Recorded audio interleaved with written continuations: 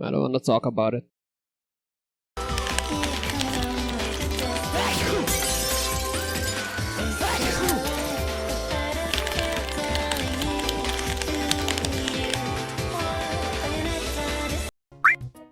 I know, right? I'm just surprised I thought beautiful birds couldn't get sick. Well, if that's the case, that doesn't add up as well. Well, for once, we hope that this disease just makes me shift gravity and not something more dangerous. I just need to rest for a little bit and let the Phoenix cheese do the work. Hey, since I'm gonna be stuck on the ceiling for the rest of the episode, why don't we talk about a game about shifting gravity? Because I'm sick and I wanna feel represented. Sup everybody, how y'all doing? I'm about to ask you something very personal. Do you remember the Vita?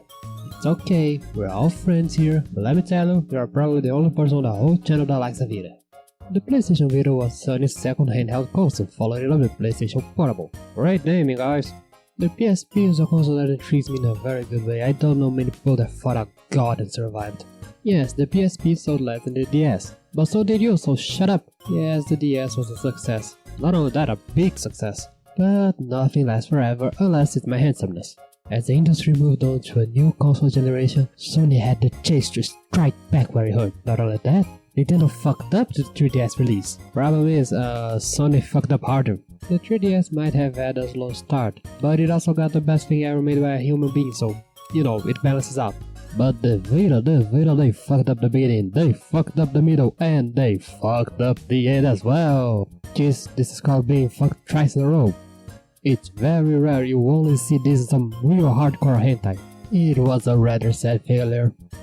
I mean, not that sad, have you seen those memory cards? The Vita was nonetheless a very ambitious little thing that had some real great games in there. The keyword here is had. For a while now, everyone has been playing the good old game of last one to leave, the Vita loses. I mean, Persona 4 Golden left the system and pretty much everyone said, yup, the Vita's dead. I can't for the life of me remember anything on the Vita still, aside from Uncharted. But I'll be honest, I don't really care to play the PS Vita version of Uncharted. Most of the anime games already left the Vita, so I honestly to God don't have any reason to pick one up. I mean, thank God everything's leaving the Vita. If that piece of shit died and took all the good games with it, I would be so mad. In fact, I would be very mad.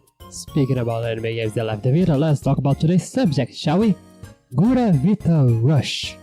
At least for me, Gravity Rush is the Vita game. It's the Breath of the Wild of the Vita. It's the Wii Sports of the Vita. It's the fucking nothing of the Wii U of the Vita.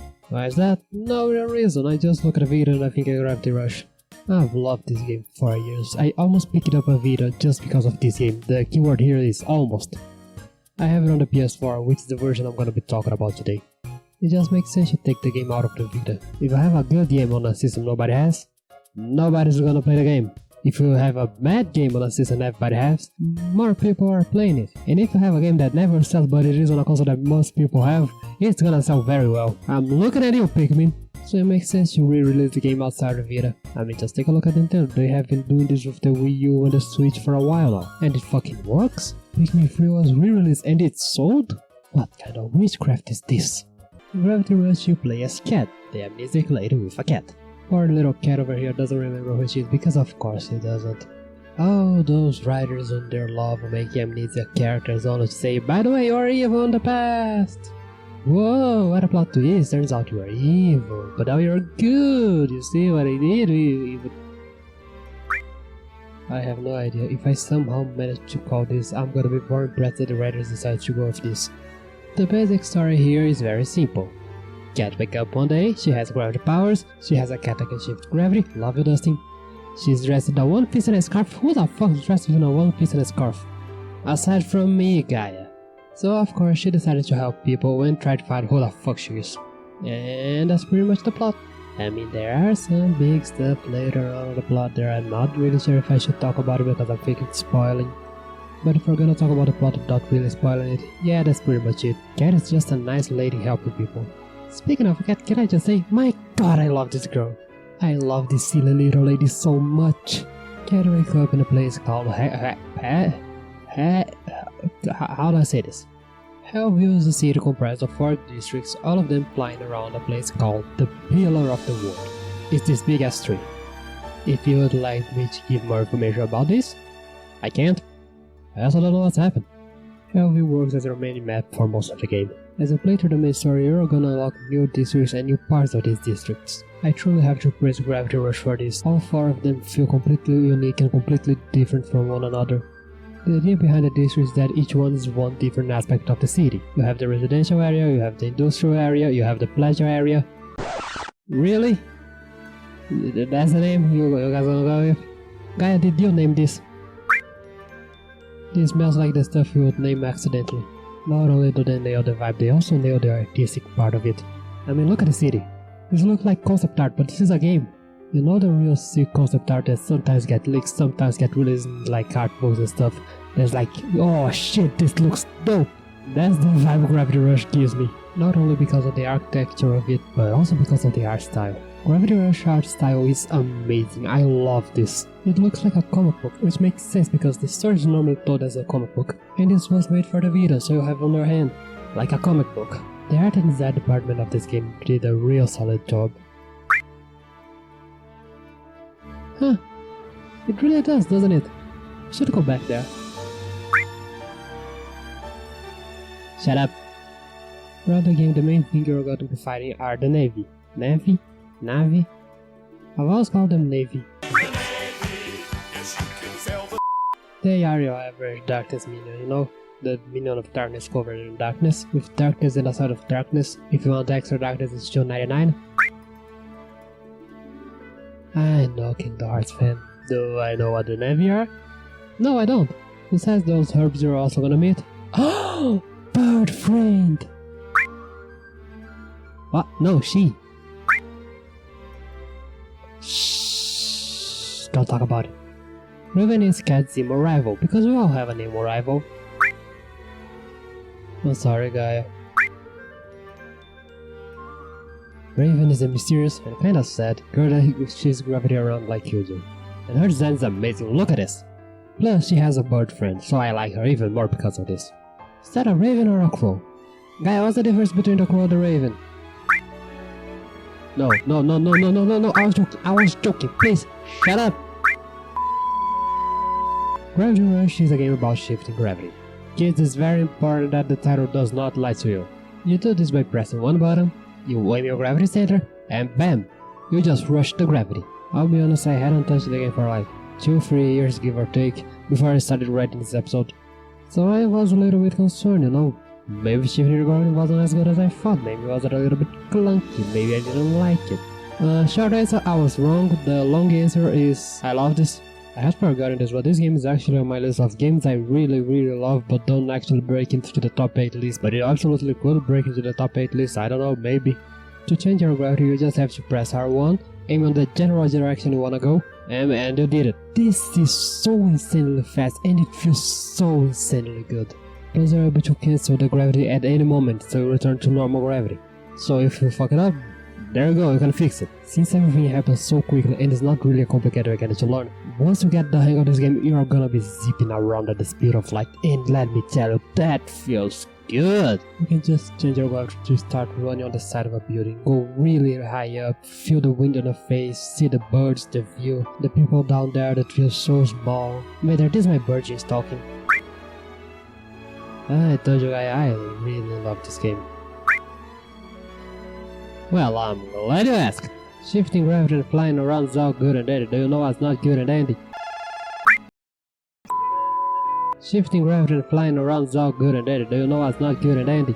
The combat. Listen, I am a battlesexual. If you're gonna give me the option to punch people in the face, I will be judging you with hawk's eyes. Which is funny because I'm not a hawk. So I need to grab a hawk, make the hawk look at you, and judge you. Problem is I don't have a hawk. But I have a toucan. So I'm gonna be judging you with toucan's eyes. Alright, Gravity Rush, what do you got for us, huh?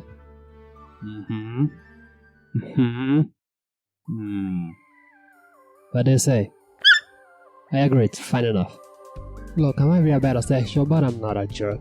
I might crave for punching people in the face, but I'm not gonna be a jerk if your game's not about punching people in the face. I mean, if the game is about punching people in the face, then yeah, I feel on the right to complain about it. But if the game is about shifting gravity as a cute anime girl with a cat, then I'm not really gonna complain about it. I don't love it, but I'm not complaining. Combat in Gravity Rush is actually extremely simple. You can kick things, you can throw things at things, and you can gravity kick. Keep that in mind, you're gonna gravity kick a lot of things in the game. Thankfully, combat's not a central point of the game. More often than not, the battles go by fast and are not annoying enough for me to complain. That being said, they are giving me a lady that can shift gravity. I really want a good combat system out of this.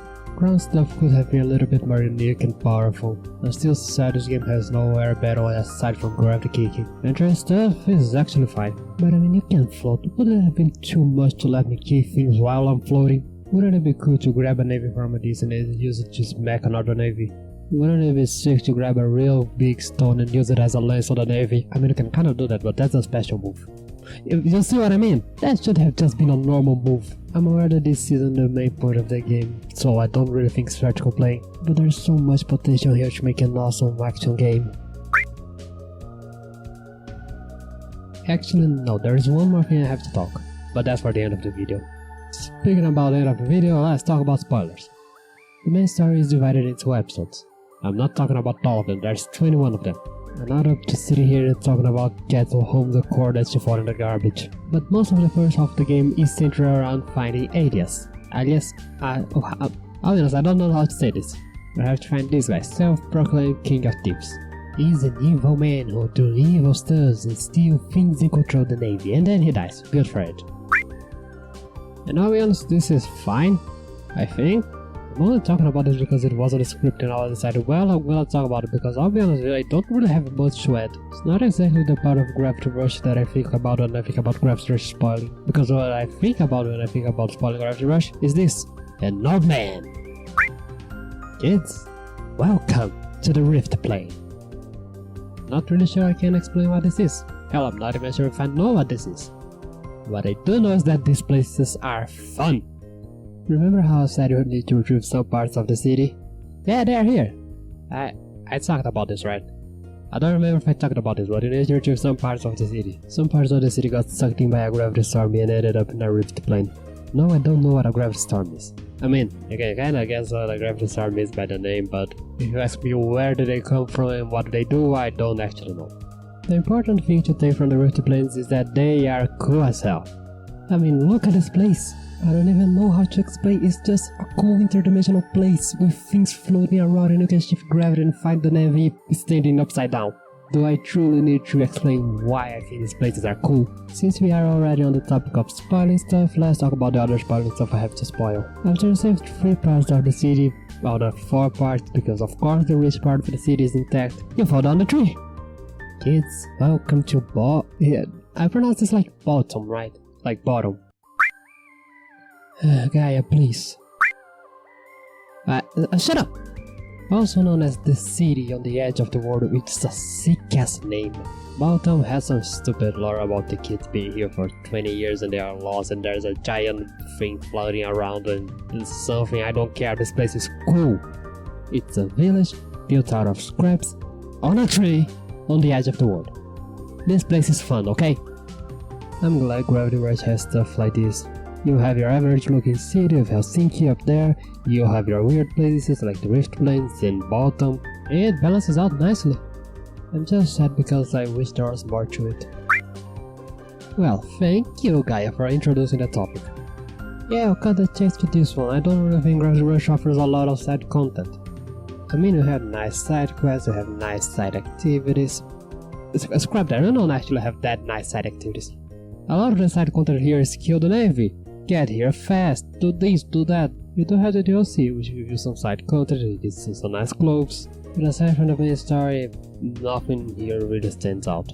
I'm now thinking maybe this is because this was a Vita game. Vita might have been a powerful little console, but it can't make miracles. This isn't enough to make the game a bad game, but I don't know, it's a kick in the ribs, you know. You also have the mysterious travels, I guess that counts as side content. There is a couple warping around space-time continuum and you have to find them. And they give you some cryptic background stuff, and I'll be honest, I'm really sad I don't know how this ends. I don't know, I think I can keep talking about After you leave Bottomville, 3 years have passed. Why? Because science! And now Helsinki has a new mayor. But as it turns out, he's an evil mayor. I leave you guys alone for and that's what I get when I get back. And since he's evil, he's planning to use the Navy as a weapon, because there's absolutely no way that this could go wrong. No way at all. Then the final boss appears, you kick it out, and the game ends. As a final boss, there's definitely a giant anemone. The first time I thought this, I thought there's no way that this is the final boss. It is the final boss. The giant blob floating around the city is the final boss. I can't be let down by this, right? And the story ending just gives me that this is the story kind of vibe. Like the game has better things to do and it's just like, yup, it's over, get out now. Plus, I have no idea what the hell the background here is. I don't know what there is a tree, why things are floating, what the fuck is cat. I have no idea about anything here. But we absolutely needed a floating anemone, right? By the way, when I said the mayor wanted to use the Navy as a weapon, that's the anemone. And as it turns out, it got out of control. To the surprise of absolutely no fucking one. I mean, the story is fine, and there's a sequel that most likely explains everything, but the way the game ends is just so weird. It feels like we're normally walking around and then someone hits you in the face with a frying pan. I mean, we don't even have a confrontation with the evil male. I thought we're gonna have a final battle with him, right? No! Why do I like this game again? Gravity Rush is truly a great game. Rough around the edges on some points, but overall great game. The only parts of the game are a little bit weird because there's not much else I can say aside from it's fun. It's a fun game about shifting gravity with a fun story and funny characters and fun places you can go to and shift gravity. Because as it turns out, video games are fun. Shocking stuff, I know. This is something I appreciate about Gravity Rush. You can explain the whole game in one single line of text and it's still fun nonetheless. And for me, this will forever be a Vita game. Don't know why, but for me this is a Vita game. It is on the PS4, but it is a Vita game. I don't know if it's because of the scope of the game or because I first saw this game as a Vita game. But for me, forever be a Vita game that just also happens you can play on the PS4 and 5. Much like Resident Evil 4 is a GameCube game that Capcom just realized, wait a minute, this was a horrible idea. And so it released on another platform. On another many other platforms. But congratulations to you, Vita, you got this point. Consider all of them. Shit. We're playing it the same day I finished Metroid. Just end the episode. I need to lay down.